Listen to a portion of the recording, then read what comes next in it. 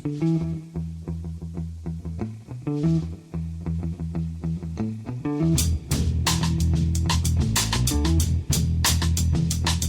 and welcome to The Price of Football, the show that looks at the money behind the beautiful game with me, Kevin Day, and Liverpool University's Kieran Maguire. Kieran, for once, I genuinely have been away for a couple of days, so I can ask this question with real intent. How are you, my friend? I'm very good. We've had a full house of guests. Football season's back, and football finance bingo is back because we've got Barcelona with its payday loans. We've got Chelsea with ludicrously long contracts. And of course, the transfer market is providing fun and games non-stop. So yes, it's great to be back. Yeah, we should be dealing with all those stories on Thursday, Kieran, in our slap up, catch up news pod. But today it's questions. And I've got a question for you, first of all, Kieran. Do we know, we're speaking on Sunday morning, do we know the current whereabouts of Moises Caicedo? No, I suspect he'll be at Stamford Bridge at 4 p.m. With two shirts, one of which will be blue and one of which will be red, and will be marched on the pitch at half time, either to cheers or tomatoes. So we'll have to wait and see. It's a strange one. It's ridiculous to think that Brighton Hove Albion could be selling one of the players for the top 10 transfer figures of all time. The world has gone slightly potty. How much did you pay for him? 4 million. Wow, really? That's right. It's just Liverpool and Chelsea both seem to be channeling the spirit of Peter Ridsdale, because it's meant to be the selling club that says, no, that's not enough money. Yes. It seems that Brighton have gone, well, I don't know, 65, 70, and both Liverpool and Chelsea. No, he's worth more than that. You ask for more. So, to which, of course, all the FFP conspiracy theories are coming out now, saying why Chelsea want to pay so much for him? Must be FFP, because everything is FFP, Kieran. Yes, yeah. Well, I'm about to board a train for Manchester as soon as we finish recording, and I've had quite a few requests on social media to go, how can Chelsea do that? I'm not sure how that can be done. Yeah. So I might spend my journey, assuming I can get a seat, putting together some spreadsheets or two to say, well, actually, there's more to this than meets the eye, as always happens to be the case. Yeah, people have spoken in the past, Kieran, about, one of the reasons I think this podcast works is that you and I are similar in background and temperament to some degree, but you're perhaps considered more chipper and optimistic, and I'm considered more down the Eeyore end of the scale. And I don't think there's anything that illustrates your optimism more than the fact you're attempting to travel from Brighton to Manchester on a Sunday by train. I doff my grumpy donkey hat to you, so I really do. Our first question comes from, you'll be back for Wednesday's recording, won't you, hopefully? Potentially. Yeah. Our first question comes from Alan Day, which is, what a lovely name Alan Day is. And this, I mean, he knew when he asked his question, Kieran. He's a doozy. He knew it was going to get answered. Alan says, which country are the financial world champions, taking into account tournaments, friendlies, other income, etc.? I'll leave the time span for Kieran to decide, as I suspect it may be spreadsheet heaven, but I had a 20-year period in mind. Did you go for the 20 years, Kieran? Well, what I've done is that I've done a 20th century one, and I've done a 21st century one, because I thought this question from Alan deserves a proper amount of attention and a bit of TLC. Certainly, as far as the 20th century was concerned, it was very much Brazil. They won the World Cup on 3-4 occasions. They exported players. They had a very high. They were able to effectively become sort of a bit like the Harlem Globetrotters of international football, in the sense that if you had a new stadium, or if you wanted to have a end of season friendly and guarantee a sellout, you'd invite Brazil to play. So the Brazilian football authorities, as CFB, as we know from those famous shirts, they said, well, yeah, okay, we're willing to do this, but we want financial compensation. The other big issue, as far as the finances are concerned, is that the two biggest export countries in terms of football in the world historically have been from South America, in Brazil and Argentina, and Brazil were very much sort of the winners of that in the 20th century. So that's where we were up to the year 2000. Since 2000, I've been looking at the numbers and looking at some other. There's a very good website called CIES Laboratories, which is sort of nerd central. And the conclusion I've come to, putting everything together, is that the winners are France. Oh, which, yeah, and I can tell from that sort of slight surprise yeah. in your voice. But again, you've got to sort of, I sort of tried to sort of give a ranking, how many points for getting to a World Cup final, or winning a World Cup, or winning Euros. Well, France have been very good at winning tournaments. But the other thing that France have been very good at, and I appreciate they've not been successful in terms of their big clubs winning European trophies, but their ability to export players is second only to Brazil. And remember, we've got this romantic notion, partly fueled by being effectively force-fed at every World Cup by the BBC and ITV, just how great Brazil are. Yeah. And you and I, 1970 was my first World Cup. Yep, same here. As you. And I can still remember that fourth goal. Yep. Of Brazil. It was a magnificent tournament, and they played some fantastic football.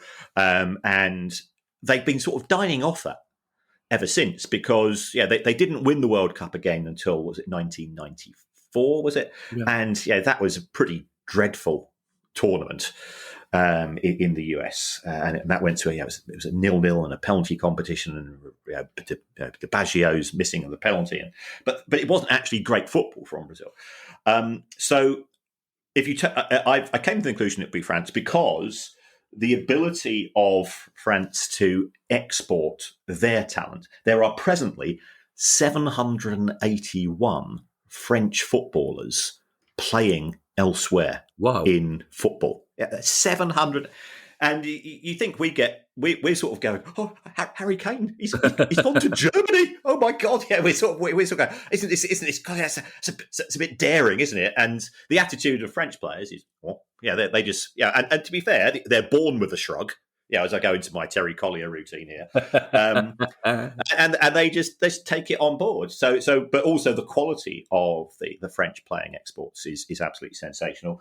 They've delivered in terms of major tournaments as a nation, and their only sort of their negative is that PSG, which has become more of a soap opera than a football club these days, didn't win any significant tournaments themselves. But overall, I think that they supersede the other two major runners, in my view, which will have been Brazil and Argentina. People say, well, what about England? Because English teams have been successful, there's no doubt, in terms of winning the Champions League.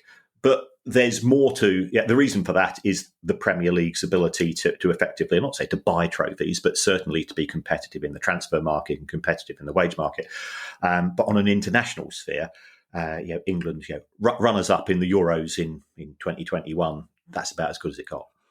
I presume, though, that if Alan's question had included leagues as well, then England would be way out ahead, wouldn't it?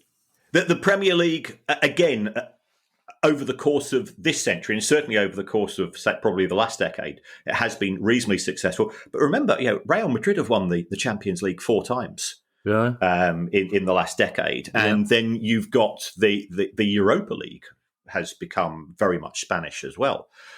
So I think actually probably if you're going to, again, it depends how you award the points, but if I did a table in terms of the trophies, I suspect Spain would still just about pip the Premier League. Oh, wow, that's. Do you know? I have to say, all the answers to this question, Kieran, were contrary to the ones I imagined. I do like. There's too many people to mention who came up with this conceit. I was one of them, obviously, but the idea of Harry Kane turning up in Germany and they say, "What shirt number would you like?" And he says 9. And they go, no, what shirt number would you like, Harry? And he says, 9. That can go on for as long as you want. Absolutely. Basically. Our next question comes from Tim in Bangkok. No surname, so I suspect it might be another witness protection scheme question. But Tim in Bangkok asked a question that we get asked quite a lot around pub tables. It's, why don't international teams have shirt sponsors? And if they did, how much would they be worth? I think football, bizarrely, Kieran, must be the last international sport, or certainly major international sport, to resist shirt sponsors. Now, I mean, once you've seen the England cricket team have them and the England rugby team, it seems slightly odd that football hasn't followed. Yes, this is to a certain extent being driven by FIFA. FIFA don't want to share commercial rights with individual countries. If you think about the success of FIFA, yes, they get huge amounts from broadcasting revenues at the FIFA World Cup. We'll be coming to that question a little bit later. But they also have very good relationships, and they have sort of a tier 1, a tier 2, and tier 3 sponsors. Now, the last thing they want to do is, if they have, for example, Adidas as their tier 1 kit sponsors, do they want the Brazilian football club to be able to play matches? And Nike says, well, as well as being the manufacturer, we're going to sponsor the Brazilian football team. And you've got Nike in huge letters plastered across the shirts, because that's going, Adidas, well, we're not very happy with this, are we? Yeah. We're not willing to pay this. And therefore, the likes of their pet airline, their pet banking sponsor, and so on for FIFA, they will probably reduce the amount of money that they're willing to pay for FIFA, which means that FIFA has less money to distribute to individual football associations. And remember, I think there are now 211. And another way to look at that's a cynic. And we're not a cynical show. We are not. We are not a cynical show. A cynic would say, well, that's less money to give to the people that vote in Gianni Infantino unopposed for another 4 or 5 years. And that's not good news. So that's one contributory factor. We've also got the fact that we could end up with complications. Now, we know, as far as the UK is concerned, we've got relatively Western liberal views with regards to gambling, with regards to alcohol, and so on.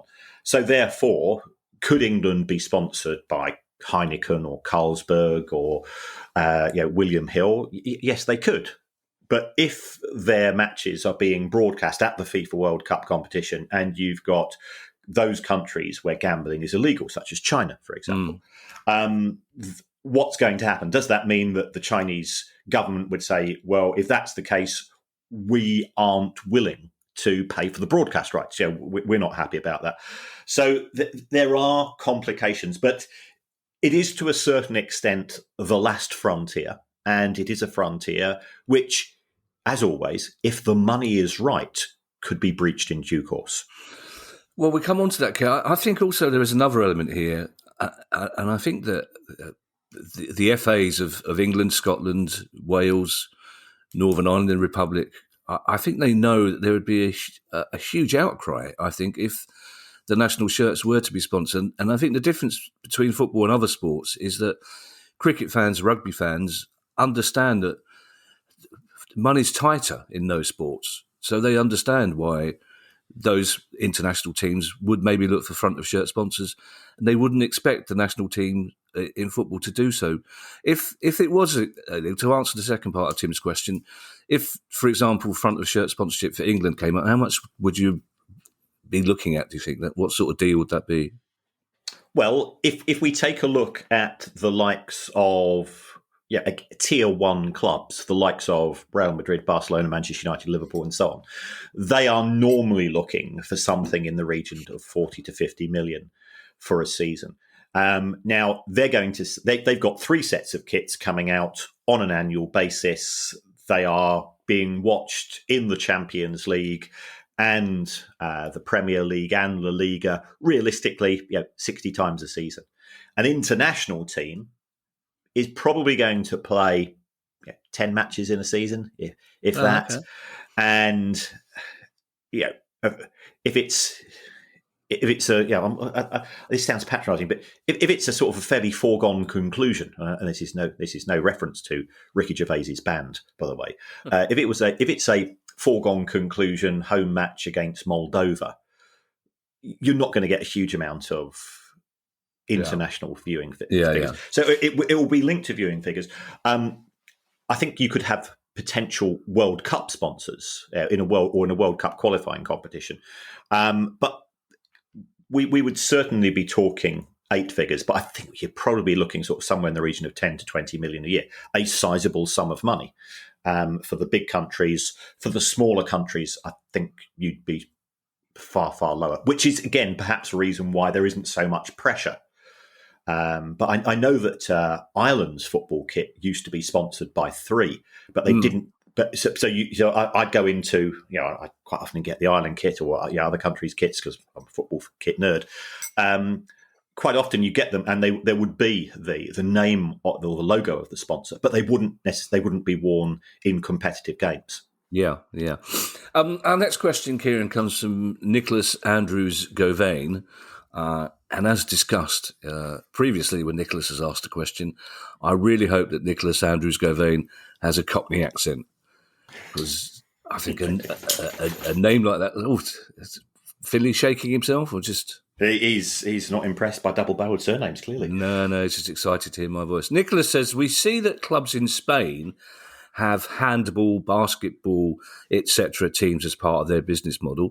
Not only in Spain, Kieran, many clubs across Europe, Central Europe, Eastern Europe especially, have the same. So why have we not seen more of this in the UK? For example, you could have a Manchester City ice hockey team or a Liverpool netball team. It's a really interesting question, Kieran, but is this just historical, basically? I think it's historical. I can assure you that clubs will have looked at brand extension, as I put on my marketing hat, and will have done the sums. And simply, if you take a look at Barcelona's finances, the contribution made by the non-football sports is pretty insignificant to the overall. And in terms of profitability, which again would be a driving force, it's not moving the dial as such.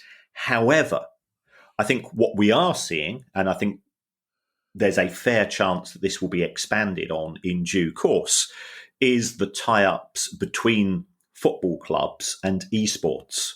So there is now, the major clubs in the Premier League do all have their esports teams, and they come out and they play in these competitions. And this is a legacy issue. You and I, we wouldn't pay money to watch somebody playing Fortnite in a Manchester United or a Barcelona shirt. But if you go to some of the streaming platforms, which can be monetized, there is certainly a market, and it's a much bigger market than people give it credit for. And the prize money for winning some of these tournaments can run into hundreds of thousands, and occasionally we're talking millions of dollars. So there is certainly a market there. And with Electronic Arts no longer having the FIFA license, because FIFA, I think, have probably priced themselves out of the market, you could see a greater willingness between football clubs and the likes of Electronic Arts in terms of computer games, especially sports-related football games, to have that tie-up going forwards. And it's a lot easier to fund because the talent's already there. It's not as if you're setting up a basketball team or an ice hockey team from scratch. You need to recruit the players, you need a coach, and so on. You don't need a coach to be good at computer games because you've been playing it since the age of 6. Yeah, it's funny. I gave quite a lot of thought to Nicholas's question because, Streatham Ice Rink's just down the road from Palace, really. So I thought, well, if Palace did have an ice hockey team, I would go and see it. But then I thought I would go and see it once. Yeah. And then that would be it, which I think is probably the problem for, there'd be an enormous amount of initial interest, and then people would forget that they're not actually ice hockey fans, and then your love of the club wouldn't force you back again.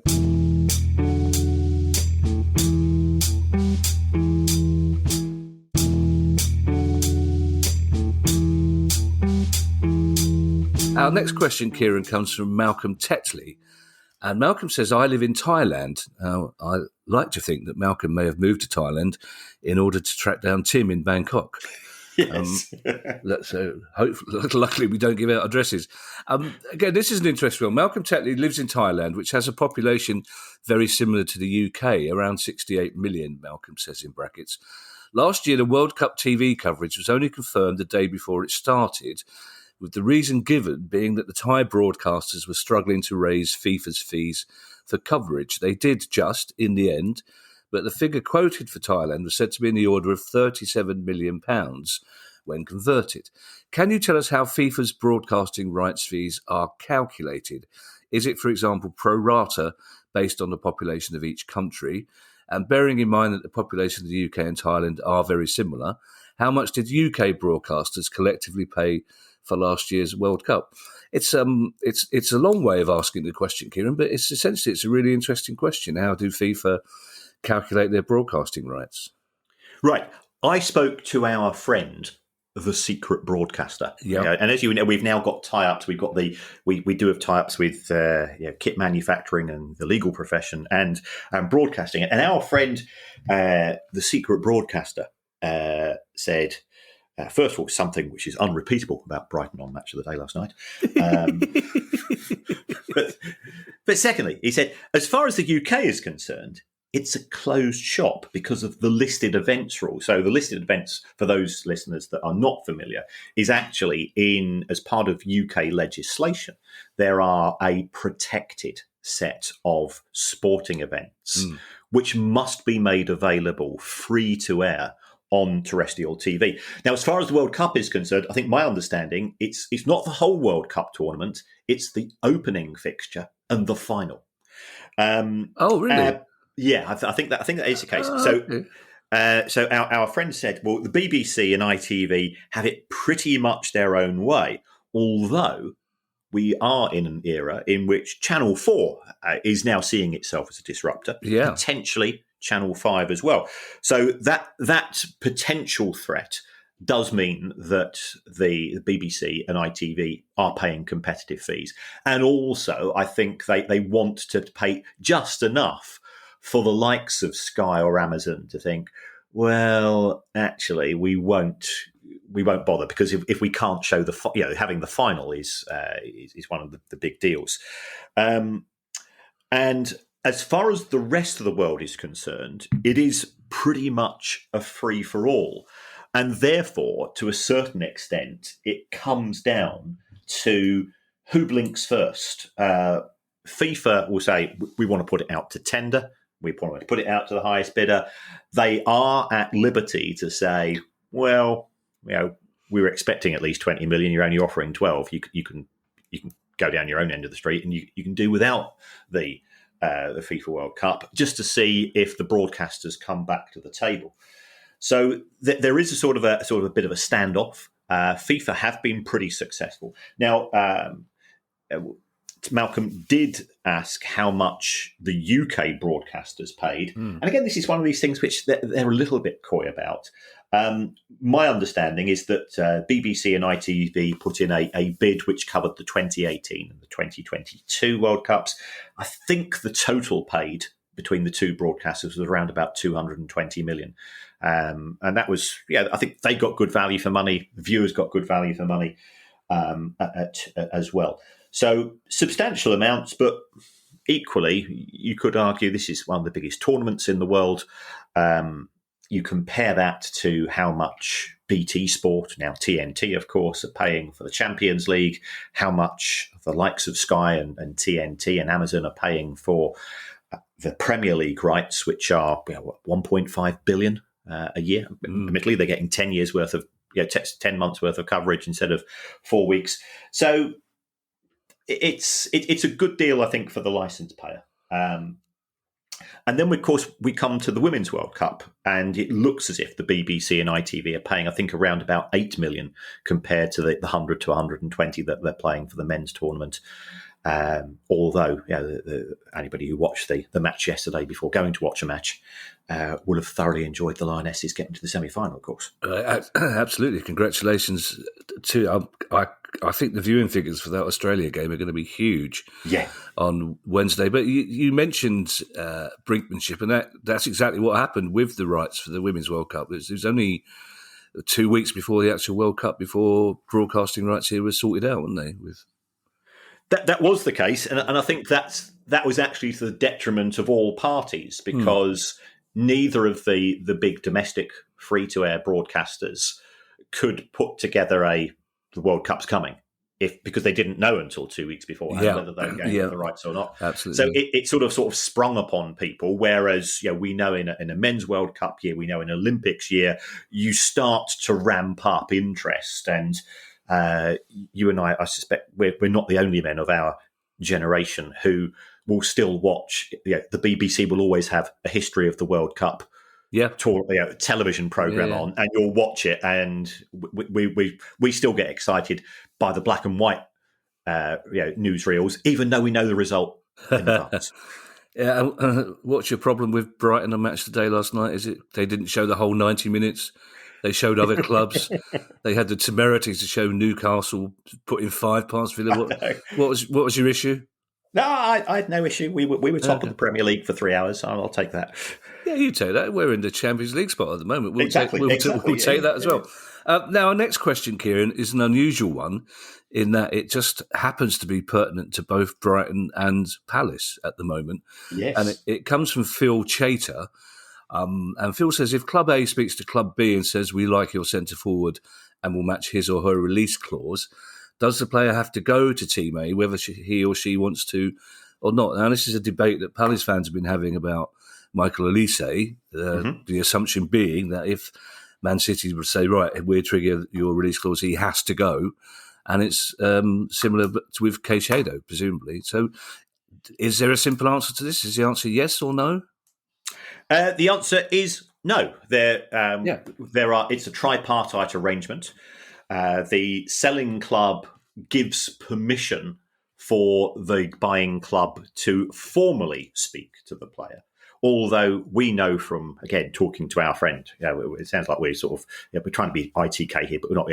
We do have friends who are agents, and they will say, well, the player will have been spoken to, or the player's agent will have been spoken to by the buying club to see, A, is the player happy or is the player willing to move, and B, what are the expectations in terms of a financial package. But the player is still at liberty to say no. Yeah, as we always say, there's no I in threesome. And we don't always say that, Kieran. I've never said that. No, we won't go back to Moscow.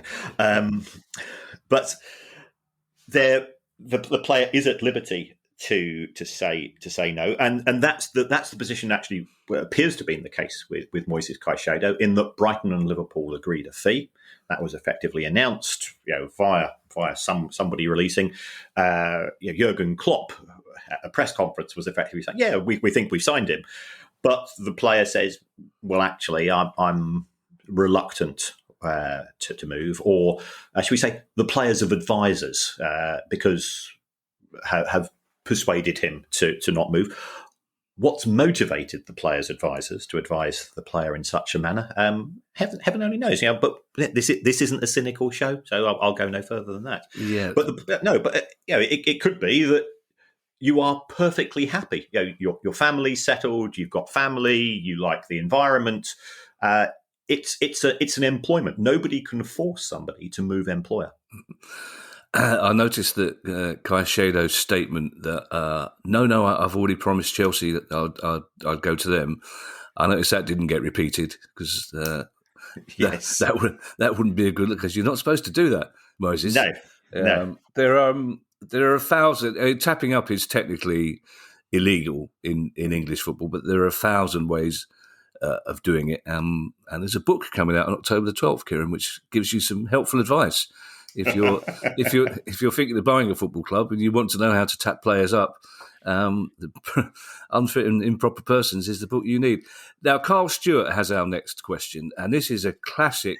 This is a classic blokes around a pub table, women round a pub table question.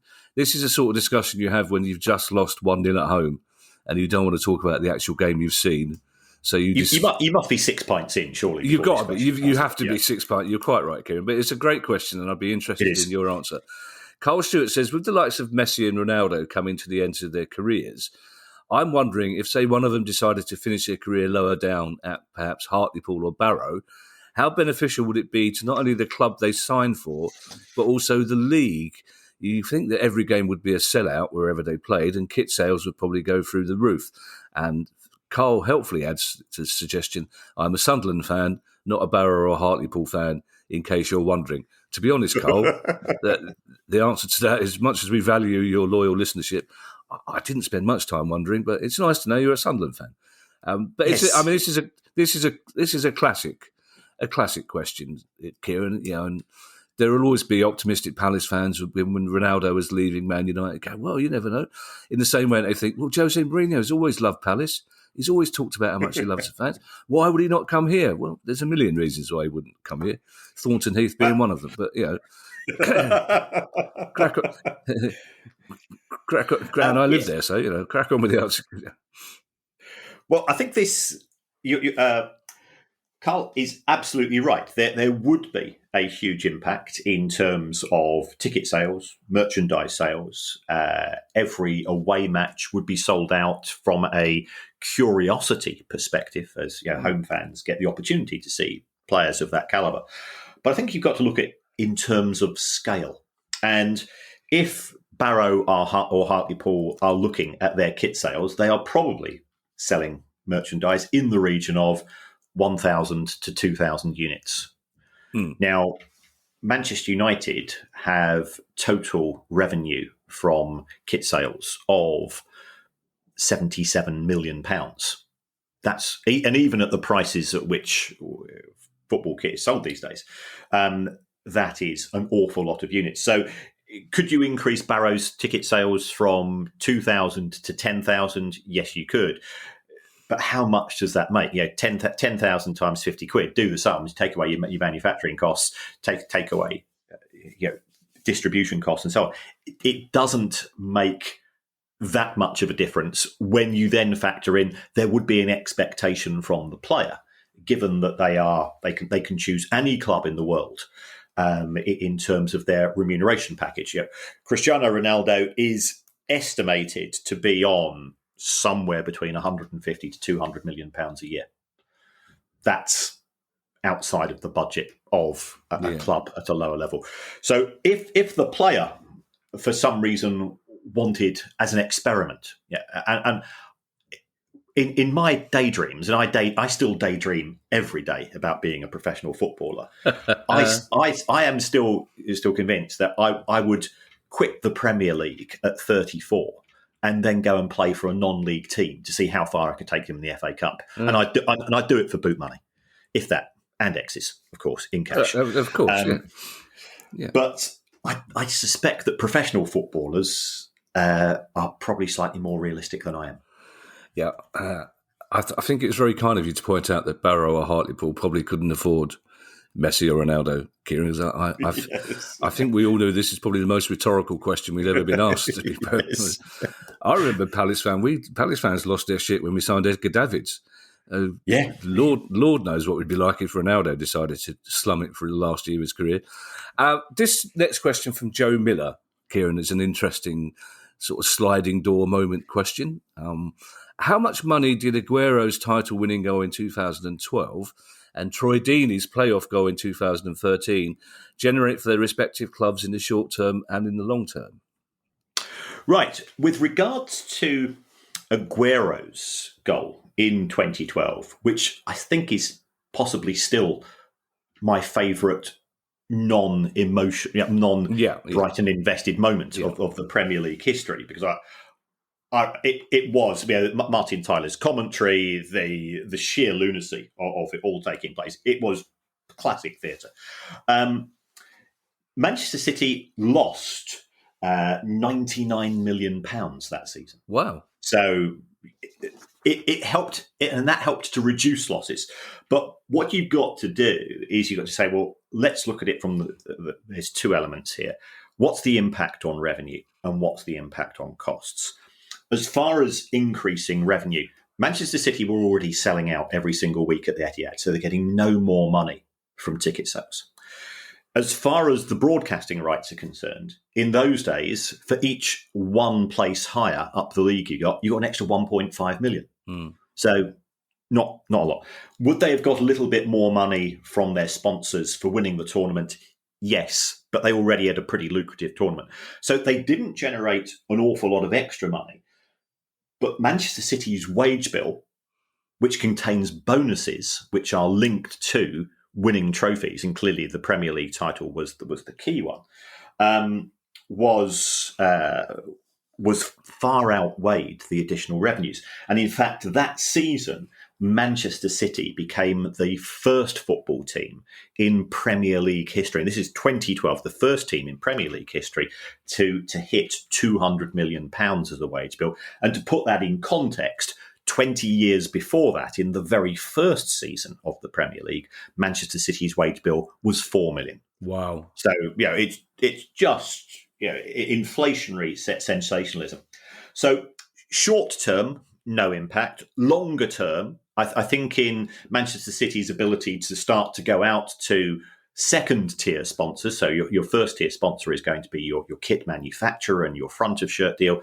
In terms of going out to second tier sponsors, say, look, if you want to be our official snack partner, we've now got the Champions League for the next 12 months. Do you want your product next to it? So it certainly helped the club, but it didn't make a huge impact.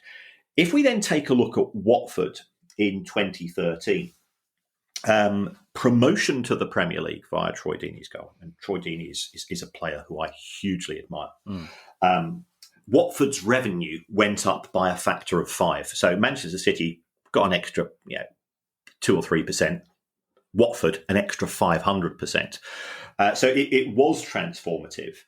But as we've seen, not just with Watford, but also with Palace and also with Brighton, that you tend to make profit in your first year in the Premier League.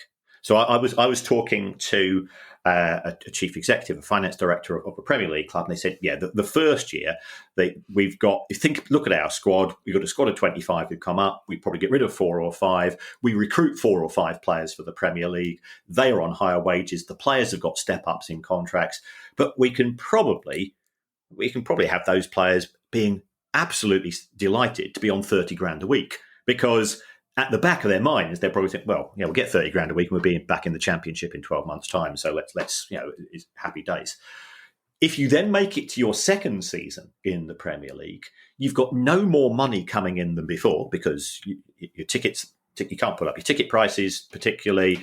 The broadcast revenues are centrally agreed. The commercial arrangements, you've signed a sponsorship deal for 2 or 3 years. So you've got no more money coming in. But the players' agents, that's when they come knocking on the door and they say, well, my client was on £30,000 a week last season as a player who had just proved themselves to be worthy of playing in the Premier League. My client's now an established Premier League player. Your club has avoided relegation. We want to have a chat about wages. And that 30 grand a week goes up to 50 grand a week. So all of a sudden, you've got your wage bill goes shooting up. You've got no more money coming in. And if we look at that in the context of Watford, and Watford always paid they're always bottom 6 wages, often bottom 3 wages in the Premier League.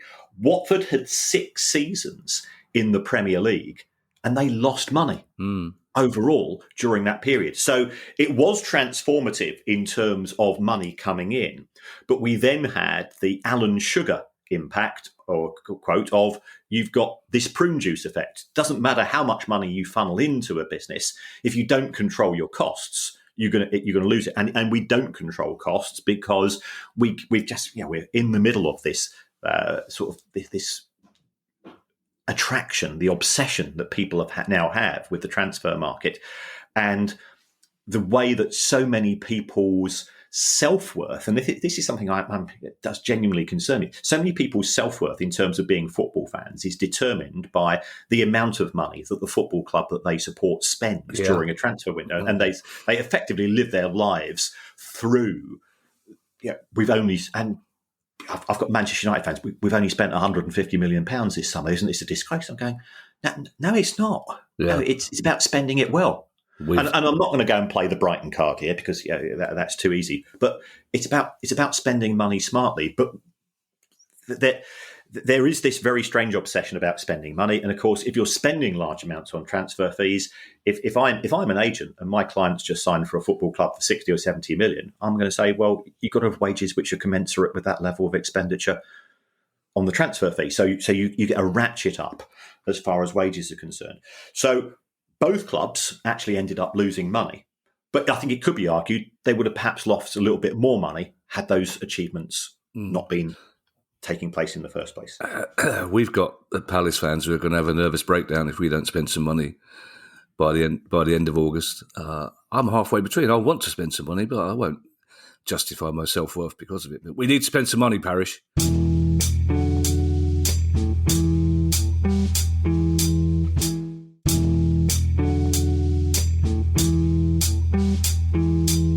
Speaking of Palace, this question did slightly confuse me because I know I had a lot to drink in Edinburgh, but I'm fairly certain that we beat Watford in the playoff final in 2013. I was there.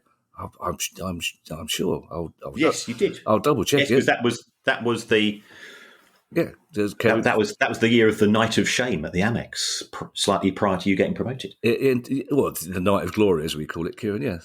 Yes. Watford fans are still moaning about Zaha not diving for the penalty that Kevin Phillips scored. Our penultimate question, Kieran, comes from Liam Colwick-Jones, and I asked this question, Kieran, I have to say, with some sadness. Not because it's not a good question; it's a very good question, but it's just what we seem to have done to what I imagine used to be perfectly normal people that have now become obsessed with the minutiae of football finance because of you, Kieran. I've tried to keep these people out of the clutches of Company's House, but I've not been able to do so. And Liam Colwick-Jones says, last year, my club Gillingham updated Company's House with information of a registration of charge. Now, a quick Google of what this... Oh, he's not that obsessed, is he? Had to Google it. Sorry, Liam. A quick Google of what this means led me to believe, perhaps, that this could be something like a mortgage, but I'm not clear.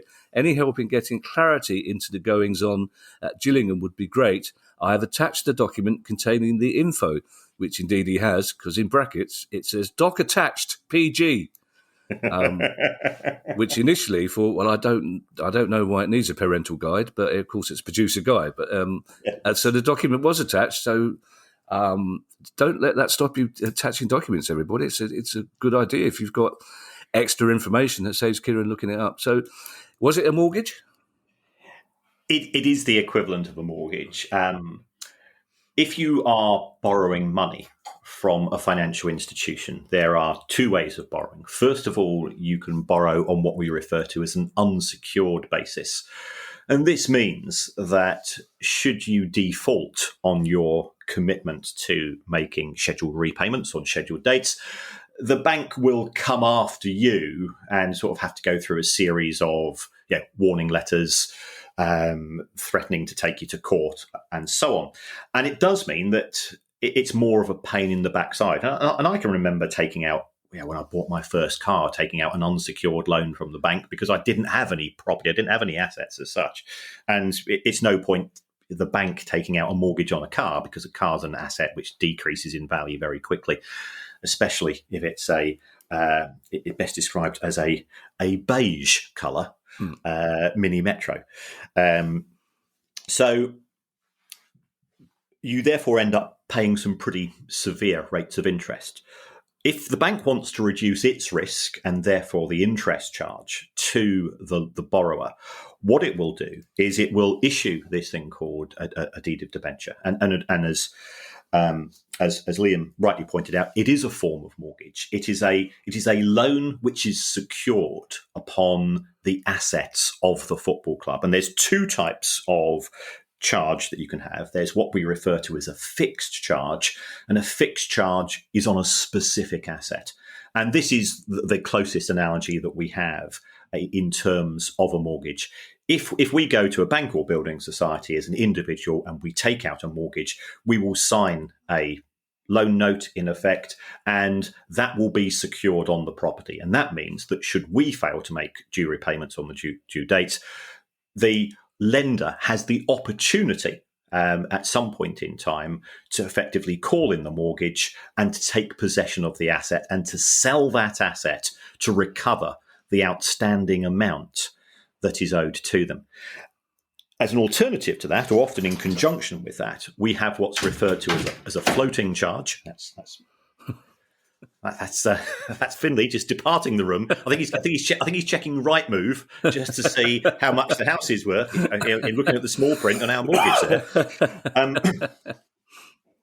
So a floating charge is, as it sort of the name implies, it floats over all of your other assets. So you think about the other assets I might own as an individual. I might have one computer or two computers. I might have 2 televisions or 3 televisions, and they tend to go up and down. And also things such as cash.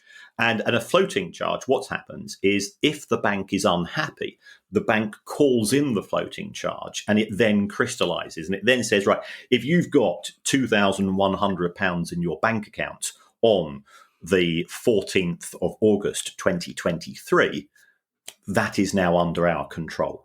But because the value of your bank account goes up and down, because the value of your other assets goes up and down, the mortgage effectively floats above all of your other assets, and then it sort of crystallizes when the bank decides to call it in. And the benefit that you get as a lender is that because the bank has a greater degree of certainty in terms of recovering the amount of money that it's lent, it's prepared to lend at a lower rate of interest. That's why, for example, if you take out a mortgage at present, you can probably get a mortgage. I'm not au fait with the market at present, probably in the region of 5 to 6%. But if you borrow money on a credit card, and what are you doing there? Well, what you're buying on your credit card, well, you might pay for a meal on a credit card. You might pay for fuel on a credit card. Can you see that the bank can't get the fuel back or the meal back, or wouldn't want to, and therefore it therefore says, well, we're taking on more greater risk, therefore we're going to charge you 21, 22%, whatever the rates presently are as far as credit card debt is concerned. Before our last question, Kieran, we have some sad news to bring you all. We learnt this week of the passing away of Ben Harrison from the Tranmere Rovers Supporters Trust, who we spoke to on the show back in March 2021. Ben was a very, very nice chap, very enthusiastic and very passionate about Tranmere Rovers. We know Ben was a huge fan of the podcast and always listened every week. So we send massive love and condolences to his family and to his friends, and of course to everybody at Tranmere Rovers who knew and loved Ben as well. And our final question, Kieran, comes from Conor Gallagher. Probably not that one. Probably not. I was thinking the same. But it's the nature of football fans that the very mention of Conor Gallagher's name will have Palace fans to it, because the nightmare scenario, the made-up imaginary nightmare scenario, I know it is. That's a tautology. But as soon as news came out that Caicedo was going to possibly to Chelsea, every single Palace fan went, well, that'll be 80 million quid plus Conor Gallagher then, won't it? That's because the idea of seeing Conor Gallagher in a Brighton shirt has just put the heebie-jeebies up all of us. But Conor Gallagher has, I think, a very, very interesting question.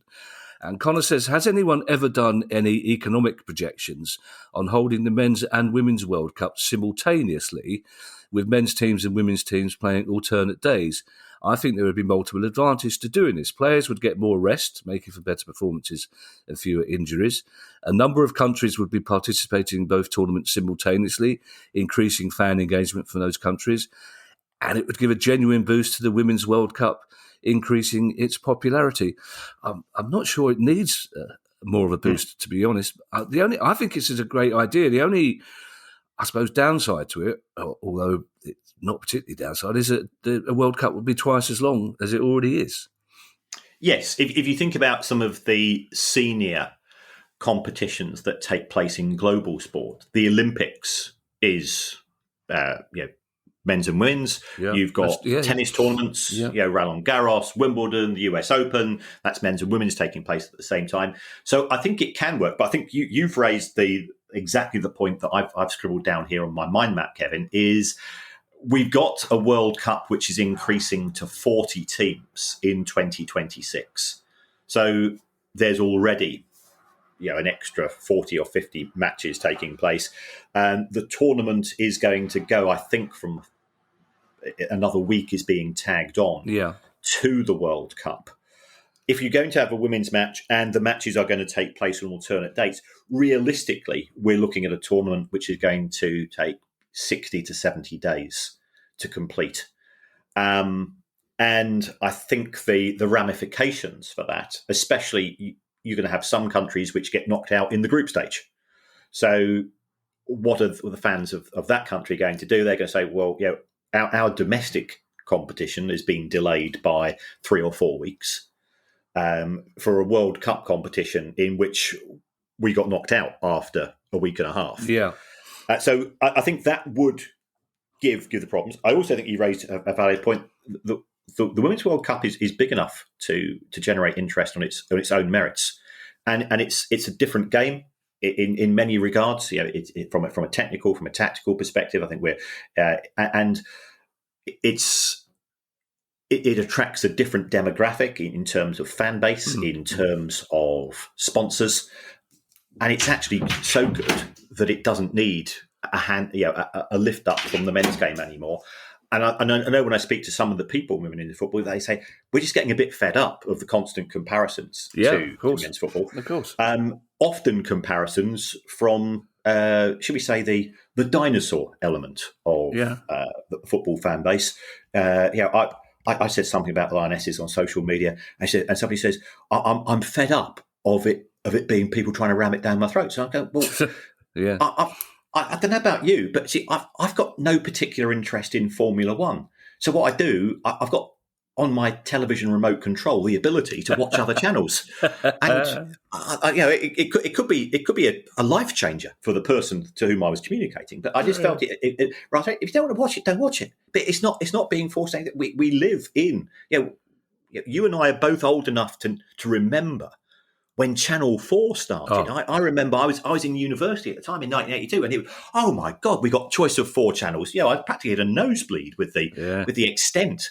So we've got 24-hour television these days. We've got hundreds, if not thousands, of channels. You are not being force-fed anything. But the Women's World Cup, the quality of the sport is so good that it doesn't need to be combined. And another concern that I would have is because there is a skewing of interest from the media, and I understand ultimately everybody's chasing clicks and so on, because there's a skewing of interest towards the men's game, is that if there were matches taking place on alternate dates, then if we had some men's matches taking place on the Monday, the Tuesday would be spent with the post-mortems into the men's games, and the women's games taking place on those days wouldn't get the appropriate amount of attention that they deserve. Do you know what the first programme on Channel 4 was? Oh, no. Countdown. Oh, was it? It was. Countdown was the very first programme on Channel 4, and Kenneth Williams was in Dictionary Corner. And wow. Another question for you, Kieran. You know who would be really, really upset about a simultaneous World Cup? Groundsmen. Oh, yes. And I say groundsmen quite confident. I was going to say groundspeople, but it's not. They're all men, so far as I know at the moment. You imagine the groundsman at Villa Park being told, "We got a World Cup coming. What, on my pitch?" Yeah, yeah. And not only that, you've got 2 World Cups coming. What, on my pitch? It doesn't take much to upset a groundsman, Kieran, as we know. Well, our groundsman friend from Leicester, he's just moved to Manchester City, isn't he? And it's a big announcement. Yeah, and he was absolutely brilliant when he came on the show. I learned so much. Yeah, Kieran, I have to say, if it happened when I was in Edinburgh, I don't know about it. I can tell you we got a 4-star review in Edinburgh Life, but I can't tell you anything that happened in the news in the past 4 days. Thank you to everyone who's donated to the pod via our Patreon page. If you'd like to make a small monthly contribution to the pod as well, that would be very kind of you. You could do so by going to patreon.com/priceoffootball. If you have a question you'd like answered on the show, email us at questions@priceoffootball.com. We'll be back on Thursday with our news update. And in the meantime, I shall hand you over to Mr. Kieran Maguire for his customary farewell, which I imagine will be quick because he's got a train to catch on a Sunday. I do indeed. Yes, thank you as always for your support for the show, and also quite a few of you who have been in contact to put me right. Where I think we did the nostalgia shows. I made some pretty big errors by all accounts in terms of the valuations. So I will try to clarify those in future. But there's a variety of ways you can support the show, and we're not in a position to give the exact location as yet. But the Unfit and Improper Persons book is coming out on October the 12th. And we will be appearing at a literary festival on that day and having a live Price of Football show. So keep your diaries empty. For me, it will be going back to an old haunt. I'll say no more than that. But there's another way you can support the show, and that's to give us a review on social media via your app. By all accounts, it doesn't matter what you say. I think it's the number of reviews that counts. It helps us with the algorithms. It helps us appear in the charts against some fairly big hitters. And you could even say you would rather have the show presented by Troy Deeney and Kenneth Williams. And I think that would be a fantastic listen. Do you know what? That's my favourite combination so far. That would be a really interesting one, wouldn't it? Yes. If we could we can't make it happen for obvious reasons, but that would be a really interesting one. Bye, everybody. Bye. The Price of Football.